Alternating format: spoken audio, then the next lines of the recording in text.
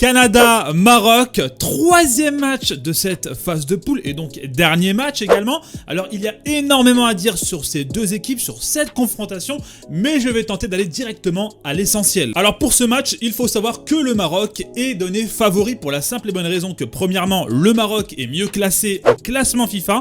Le Canada, je crois, tape dans les 40 à peu près. Là où le Maroc, lui, est dans un top 20, sachant plus que c'est pas encore optimisé, c'est pas à jour, étant donné les victoires du Maroc et les défaites du Canada. Deuxièmement, le Maroc, sur 6 points, a récupéré 4 points, là où le Canada en a récupéré 0. Donc, psychologiquement parlant, comptablement parlant, le Maroc a très clairement l'ascendant. Alors, je vais aller droit au but. J'ai vu énormément de supporters marocains sur les réseaux sociaux dire que pour le prochain match face au Canada, il faudra faire tourner l'effectif pour reposer certains joueurs qui ont quand même été en sur-régime. Hakimi, peut-être un Mazraoui, Romain Saïs, etc., etc. Mais les gars, est-ce que vous êtes fous? Est-ce que vous vous rendez compte de vos paroles? Le Maroc n'est pas qualifié, les gars. Si jeudi, la Belgique gagne son match par un score important et que le Maroc, lui, perd son match face au Canada, on est éliminé. Les gars, mettez-vous une chose en tête, le Maroc n'est pas qualifié. C'est très loin d'être terminé. Surtout que le Canada aura à cœur de montrer des choses. Attention les gars, il faut redescendre sur terre. Je sais que suite à la victoire contre cette grosse équipe belge, a amené un semblant d'euphorie, d'ambiance, voilà, d'enthousiasme, d'espoir, ce qui est tout à fait normal. Et puis le Marocain, on le connaît, une de ses caractéristiques, c'est dans l'émotionnel, c'est tout à fait normal. Mais attention les gars, le Maroc n'est pas encore qualifié et très loin de là. Le plus gros match sera face au Canada. Et c'est pour ça qu'il faudra directement aligner le 11 type et essayer de terminer ce match dès la première mi-temps. En fait, le scénario idéal et parfait pour le Maroc, ce serait d'entamer ce match avec une première mi-temps maîtrisée, que ce soit dans le jeu ou au score, au moins mettre 2 buts d'écart, pour justement, en deuxième mi-temps, au bout de 60-70 minutes, sortir des joueurs cadres pour les faire souffler, pour les laisser se reposer pour la suite. Mais encore une fois, attention, c'est le Canada en face les gars. C'est pas parce qu'ils sont éliminés qu'ils vont marcher sur le terrain ces mecs. Attention les gars, et je vais vous donner l'exemple parfait. Au Mondial 2018, le Maroc est éliminé. Et pourtant, lors de son dernier match, il va faire énormément de mal à cette équipe espagnole. Et on a failli le gagner s'il n'y avait pas la VAR et ces trucs un peu litigieux. Mais bref. Donc attention, le Canada n'a absolument pas dit son dernier mot. Et justement, s'il y a un match où il va falloir tout donner, mettre l'équipe type et se donner à 200%, c'est vraiment dans ce dernier match face au Canada. Faut vraiment se mettre quelque chose en tête, c'est que le Maroc n'a jamais dépassé les 8e de finale de son histoire. Donc là, l'objectif principal déjà, c'est d'atteindre ce palier historique dans un premier temps. Et puis après ça, déjà, on aura tout le temps de réfléchir, de se poser des questions, quel effectif, ceci, cela. Mais on n'y est pas encore. Pour le moment, on ne doit pas rentrer dans cette réflexion. On est très loin de ça. On est dans une Coupe du Monde où le Canada est une équipe mais tellement redoutable. Et puis voilà, pour le Canada, on sait que c'est une équipe explosive, offensif et qui va dès l'entame de jeu attaquer pour faire mal. On le sait, ils ont déjà fait mal à la Croatie, à la Belgique, même s'ils n'ont pas gagné ces deux matchs. Mais en termes de contenu pur de jeu, ils font très mal. Il faut faire attention. Et moi, j'ai une question, mais alors totalement légitime. C'est depuis l'ère Walid Regragui, on n'a jamais vu ce Maroc au grand jamais se faire mener au score. Donc en fait, on ne sait même pas comment ils peuvent réagir. Est-ce qu'ils sont capables et ont le caractère de recoller au score et peut-être même voir de remporter la victoire, ou est-ce qu'ils vont s'effondrer psychologiquement comme ce Maroc de Walid Halilodzic en CAN face à l'Égypte? On ne sait pas aujourd'hui. Si en plus de ça, tu rajoutes le fait que la prochaine Coupe du Monde se déroule en Amérique du Nord, donc au Canada, croyez-le ou non les gars, mais le Canada va tout faire pour redorer son blason et ils vont pas quitter le mondial avec 0 points. Là, ils vont tout faire pour au moins prendre 3 points. Faut faire attention les gars. Là je sais, je tempère énormément, mais c'est la réalité. Ensuite pour le Maroc, je pense qu'il faudra jouer sur ses acquis et rester dans le même schéma tactique avec la même compo. Et encore une fois, on l'a très bien vu. Tu l'as vu, je l'ai vu et je pense que le monde entier l'a vu. 2 points faibles en milieu de terrain malheureusement, Amlah Ounahi. Voilà, c'est clairement les points faibles même de cette équipe marocaine, j'ai envie de te dire, même plus globalement. Franchement les gars, je sais pas si vous vous rendez compte, mais Amrabat joue pour 3 joueurs en milieu de terrain. Franchement les gars, j'abuse pas quand je dis ça. Je sais pas si vous vous rendez compte de la valeur ajoutée des efforts de son talent et de ce que Amrabat rapporte à ce milieu de terrain. Honnêtement, si on n'a pas Amrabat, ça fait très longtemps qu'on aurait coulé les gars. Donc aujourd'hui, c'est pas possible. On pourra pas aller jusqu'en finale. Et encore une fois, je ne pense pas qu'on pourra gagner cette Coupe du Monde, mais on pourra pas aller très très loin avec ce milieu de terrain, malheureusement. On a clairement 2 points faibles. C'est pour ça que j'ai émis des possibilités. Ounahi remplacé par un Sabiri, car on a très bien vu que Sabiri, à chaque entrée, c'est phénoménal. Que ce soit physiquement, dernier match, il claque un but.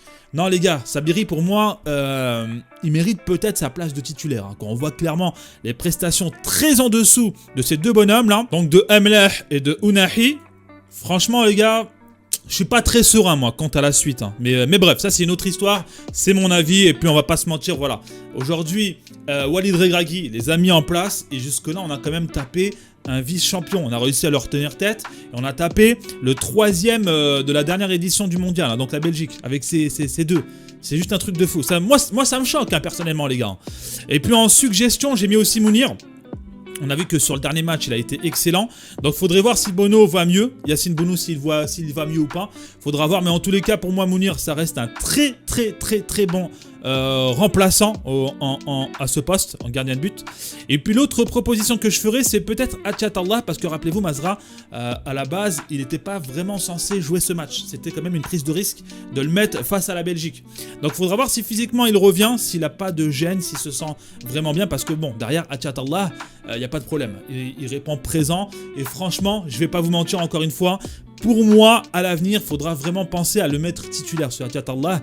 Et peut-être replacer un Mazraoui à droite. Donc, monter un Hakimi à la place de Ziyech. Et placer un Ziyech en milieu de terrain, en milieu offensif. Lui qui pourrait justement diriger le jeu, créer le jeu, etc. Lui qui a une vision d'aigle. Ou sinon, deuxième compo probable, replacer donc Mazraoui à la place par exemple d'un Emleh aux côtés d'Amrabat, parce que oui, il l'a déjà fait à l'Ajax, hein, il remplaçait, il jouait aussi au milieu de terrain Mazraoui. Et mettre un Atchatallah, ce qui nous donnerait un Hakimi Ziyech. Mais bref, ça c'est des idées de compo pour l'avenir, pour plus tard. Donc voilà pour la compo. Maintenant, il faut savoir que le Maroc se qualifie si victoire ou match nul face au Canada. Mais derrière, attention, en 8e de finale, le 2e de notre poule tapera, donc affrontera le premier de la poule E. Et dans cette poule, les gars, il y a une équipe qu'il faut absolument éviter, en tout cas pour le moment. Je parle de l'Espagne. Donc il y a tout intérêt en réalité aujourd'hui à essayer en tout cas d'être premier de la poule. Donc oui, face au Canada, il ne faut pas viser le nul, il faut clairement viser la victoire. Donc ce match, il faut l'aborder comme la finale, la concrétisation de cette phase de poule, de ce beau parcours marocain. Donc là, l'heure n'est pas à la calculatrice, à se poser des questions, à la confiance, absolument pas. Là, une clim est vite arrivée. C'est déjà arrivé dans le football, ça va encore arriver. Et j'espère pas sur nous. Donc là, il faut clairement viser la première place de cette poule avec une victoire. On verra ce qui se passera à côté entre la Croatie et la Belgique. Et juste après ça, après être sorti des phases de poule, on aura tout le temps de réfléchir une fois le boulot accompli. Et puis, je vais pas vous mentir, j'ai totalement confiance en Walid Regragui, car il a dit les termes après la victoire face à la Belgique. Il a clairement dit les termes. Hein. Il a dit « Je suis venu pour me qualifier ». Et aujourd'hui, on l'est toujours pas, suite à la victoire face à la Belgique. Donc le mec, il a quand même la tête sur les épaules. Voilà. On passe à l'instant pronostic de ce match. Du coup, moi, je vois bien un 2-1 pour le Maroc. Voilà, donnez-moi les gars vos promos dans les commentaires. Je mettrai en avant et à l'honneur tous ceux qui réussiront les pronos lors de la prochaine vidéo. Donc n'hésitez pas les gars dans les commentaires et puis ça me soutient, ça m'aide, ça me donne de la force. Bref, cette vidéo va se conclure. Dites-moi dans les commentaires comment vous allez aborder ce match, comment vous le voyez. Est-ce que vous êtes confiant? Est-ce que vous l'êtes un peu moins? Est-ce qu'il va falloir décrocher la victoire? Est-ce qu'un nul suffirait? Est-ce qu'on doit changer cet effectif, faire tourner, faire opposer quelques joueurs? Dites-moi dans les commentaires votre avis, on n'a pas tous forcément le même point de vue, la même approche de cette équipe marocaine, donc ça m'intéresse énormément et puis je réponds à tout le monde, donc n'hésite pas frérot, je te répondrai avec grand plaisir. Bref, avant de conclure définitivement cette vidéo, n'hésite pas à me soutenir, à soutenir mon travail, la chaîne, en t'abonnant déjà premièrement, en likant et en commentant, et puis si tu sais pas quoi mettre, Viva Marocco, on se comprendra frérot. Allez, prends soin de toi, c'était Roro. Peace. Canada, Maroc, 3e match de cette phase phase de poule et donc dernier match également. Alors il y a énormément à dire sur ces deux équipes, sur cette confrontation, mais je vais tenter d'aller directement à l'essentiel. Alors pour ce match, il faut savoir que le Maroc est donné favori pour la simple et bonne raison que premièrement, le Maroc est mieux classé au classement FIFA. Le Canada, je crois, tape dans les 40 à peu près. Là où le Maroc, lui, est dans un top 20, sachant plus que c'est pas encore optimisé, c'est pas à jour, étant donné les victoires du Maroc et les défaites du Canada. Deuxièmement, le Maroc, sur 6 points, a récupéré 4 points, là où le Canada en a récupéré 0. Donc, psychologiquement parlant, comptablement parlant, le Maroc a très clairement l'ascendant. Alors je vais aller droit au but. J'ai vu énormément de supporters marocains sur les réseaux sociaux dire que pour le prochain match face au Canada, il faudra faire tourner l'effectif pour reposer certains joueurs qui ont quand même été en sur-régime. Hakimi, peut-être Mazraoui, Romain Saïs, etc., etc. Mais les gars, est-ce que vous êtes fous? Est-ce que vous vous rendez compte de vos paroles? Le Maroc n'est pas qualifié, les gars. Si jeudi, la Belgique gagne son match par un score important et que le Maroc, lui, perd son match face au Canada, on est éliminé. Les gars, mettez-vous une chose en tête, le Maroc n'est pas qualifié. C'est très loin d'être terminé. Surtout que le Canada aura à cœur de montrer des choses. Attention les gars, il faut redescendre sur terre. Je sais que suite à la victoire contre cette grosse équipe belge, a amené un semblant d'euphorie, d'ambiance, voilà, d'enthousiasme, d'espoir, ce qui est tout à fait normal. Et puis le Marocain, on le connaît, une de ses caractéristiques, c'est dans l'émotionnel, c'est tout à fait normal.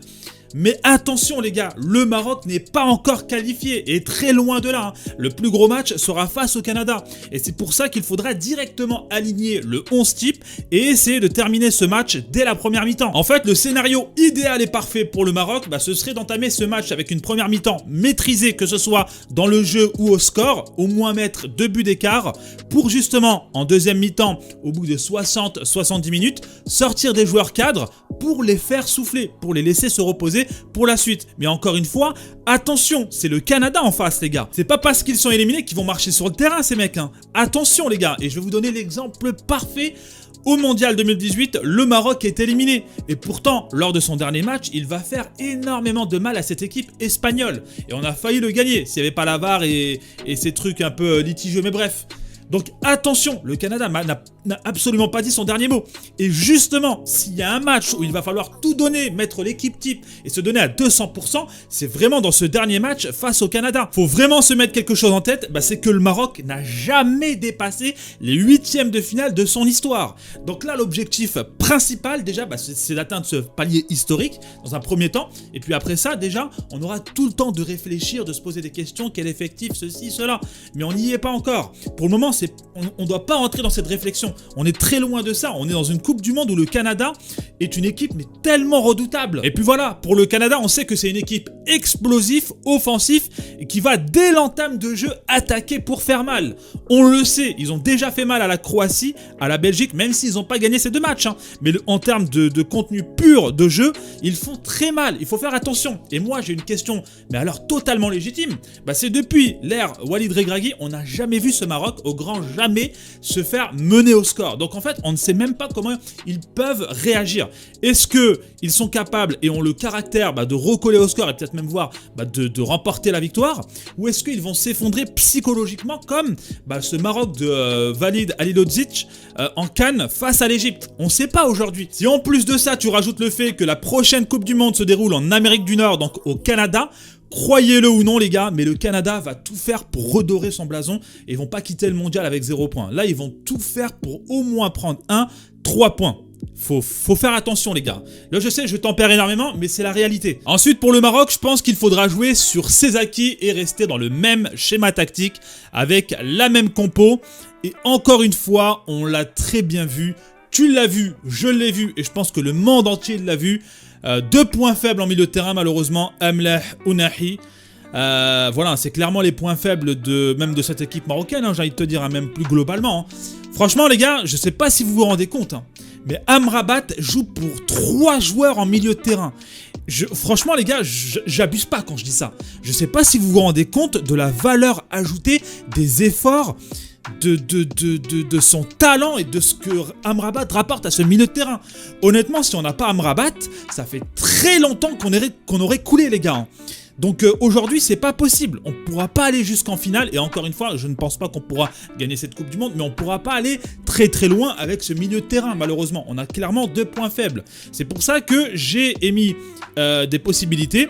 Ounahi remplacé par un Sabiri, car on a très bien vu que Sabiri, à chaque entrée, c'est phénoménal. Que ce soit physiquement, dernier match, il claque un but. Non les gars, Sabiri pour moi, il mérite peut-être sa place de titulaire. Hein, quand on voit clairement les prestations très en dessous de ces 2 bonhommes là, donc de Emleh et de Ounahi, franchement les gars, je suis pas très serein moi quant à la suite. Hein. Mais bref, ça c'est une autre histoire, c'est mon avis et puis on va pas se mentir, voilà. Aujourd'hui, Walid Regragui les a mis en place et jusque là on a quand même tapé un vice-champion. On a réussi à leur tenir tête et on a tapé le 3e de la dernière édition du mondial, hein, donc la Belgique, avec ces 2. C'est juste un truc de fou. Ça, moi ça me choque hein, personnellement les gars. Et puis en suggestion, j'ai mis aussi Mounir. On a vu que sur le dernier match, il a été excellent. Donc, il faudrait voir si Bono va mieux. Yacine Bounou, s'il va mieux ou pas. Faudra voir. Mais en tous les cas, pour moi, Mounir, ça reste un très bon remplaçant à ce poste, en gardien de but. Et puis, l'autre proposition que je ferais, c'est peut-être Atchatallah. Parce que rappelez-vous, Mazra, à la base, il n'était pas vraiment censé jouer ce match. C'était quand même une prise de risque de le mettre face à la Belgique. Donc, il faudra voir si physiquement il revient, s'il n'a pas de gêne, s'il se sent vraiment bien. Parce que bon, derrière Atchatallah, il n'y a pas de problème, il répond présent et franchement, je vais pas vous mentir encore une fois, pour moi, à l'avenir, il faudra vraiment penser à le mettre titulaire sur Atchatallah et peut-être replacer un Mazraoui à droite, donc monter un Hakimi à la place de Ziyech et placer un Ziyech en milieu de terrain, en milieu offensif. Lui qui pourrait justement diriger le jeu, créer le jeu, etc. Lui qui a une vision d'aigle. Ou sinon, deuxième compo probable, replacer donc Mazraoui à la place par exemple d'un Emleh aux côtés d'Amrabat, parce que oui, il l'a déjà fait à l'Ajax, hein, il remplaçait, il jouait aussi au milieu de terrain Mazraoui. Et mettre un Atchatallah, ce qui nous donnerait un Hakimi Ziyech. Mais bref, ça c'est des idées de compo pour l'avenir, pour plus tard. Donc voilà pour la compo. Maintenant, il faut savoir que le Maroc se qualifie si victoire ou match nul face au Canada. Mais derrière, attention, en 8e de finale, le 2e de notre poule tapera, donc affrontera le premier de la poule E. Et dans cette poule, les gars, il y a une équipe qu'il faut absolument éviter, en tout cas pour le moment. Je parle de l'Espagne. Donc il y a tout intérêt en réalité aujourd'hui à essayer en tout cas d'être premier de la poule.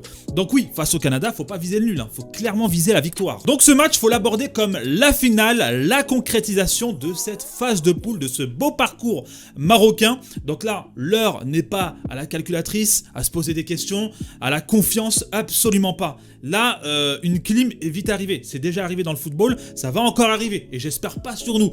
Donc là, il faut clairement viser la première place de cette poule avec une victoire. On verra ce qui se passera à côté entre la Croatie et la Belgique. Et juste après ça, après être sorti des phases de poule, on aura tout le temps de réfléchir une fois le boulot accompli. Et puis, je vais pas vous mentir, j'ai totalement confiance en Walid Regragui, car il a dit les termes après la victoire face à la Belgique. Il a clairement dit les termes. Hein. Il a dit « Je suis venu pour me qualifier ». Et aujourd'hui, on l'est toujours pas, suite à la victoire face à la Belgique. Donc le mec, il a quand même la tête sur les épaules. Voilà. On passe à l'instant pronostic de ce match. Du coup, moi, je vois bien un 2-1 pour le Maroc. Voilà, donnez-moi les gars vos promos dans les commentaires. Je mettrai en avant et à l'honneur tous ceux qui réussiront les pronos lors de la prochaine vidéo. Donc n'hésitez pas les gars dans les commentaires et puis ça me soutient, ça m'aide, ça me donne de la force. Bref, cette vidéo va se conclure. Dites-moi dans les commentaires comment vous allez aborder ce match, comment vous le voyez. Est-ce que vous êtes confiant? Est-ce que vous l'êtes un peu moins? Est-ce qu'il va falloir décrocher la victoire? Est-ce qu'un nul suffirait? Est-ce qu'on doit changer cet effectif, faire tourner, faire opposer quelques joueurs? Dites-moi dans les commentaires votre avis, on n'a pas tous forcément le même point de vue, la même approche de cette équipe marocaine, donc ça m'intéresse énormément et puis je réponds à tout le monde. Donc n'hésite pas frérot, je te répondrai avec grand plaisir. Bref, avant de conclure définitivement cette vidéo, n'hésite pas à me soutenir, à soutenir mon travail, la chaîne, en t'abonnant déjà premièrement, en likant et en commentant, et puis si tu sais pas quoi mettre, Viva Marocco, on se comprendra frérot. Allez, prends soin de toi, c'était Roro. Peace. Croyez-le ou non les gars, mais le Canada va tout faire pour redorer son blason et ils vont pas quitter le mondial avec 0 points. Là, ils vont tout faire pour au moins prendre 3 points. Faut faire attention les gars. Là je sais, je tempère énormément, mais c'est la réalité. Ensuite pour le Maroc, je pense qu'il faudra jouer sur ses acquis et rester dans le même schéma tactique avec la même compo. Et encore une fois, on l'a très bien vu. Tu l'as vu, je l'ai vu et je pense que le monde entier l'a vu. 2 points faibles en milieu de terrain malheureusement, Amleh, Ounahi. Voilà, c'est clairement les points faibles même de cette équipe marocaine, j'ai envie de te dire, même plus globalement. Franchement les gars, je sais pas si vous vous rendez compte, mais Amrabat joue pour 3 joueurs en milieu de terrain. Franchement les gars, j'abuse pas quand je dis ça. Je sais pas si vous vous rendez compte de la valeur ajoutée des efforts, de son talent et de ce que Amrabat rapporte à ce milieu de terrain. Honnêtement, si on n'a pas Amrabat, ça fait très longtemps qu'on aurait coulé les gars. Donc aujourd'hui, c'est pas possible. On pourra pas aller jusqu'en finale. Et encore une fois, je ne pense pas qu'on pourra gagner cette Coupe du Monde, mais on pourra pas aller très très loin avec ce milieu de terrain, malheureusement. On a clairement 2 points faibles. C'est pour ça que j'ai émis des possibilités. Ounahi remplacé par un Sabiri, car on a très bien vu que Sabiri